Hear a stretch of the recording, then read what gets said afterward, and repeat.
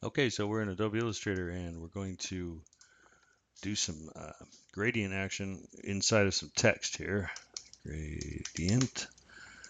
Um, so the common problem is you're going to pull up your gradient palette and you just typed out this thing and you're going to hit gradient and it doesn't work. That's because it's a font and it doesn't like fonts. But you can still do it two different ways. First of all, I'm going to do a quick and dirty way where you just create outlines on the text. Now it's not a font anymore, and then your gradient works. So that's number one. Now, if you do want to remain, have the text remain edible, editable, um, go ahead and pull this down to appearance, and then we're going to go to uh, a new fill right here. Boom, and then click on the fill, choose gradient. Now that's type.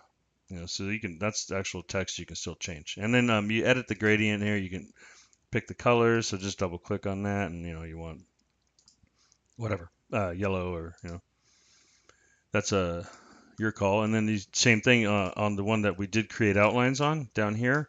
You can go here and same thing. You can choose your colors or different ones here, CMYK, whatever. So yeah, that's about it for that.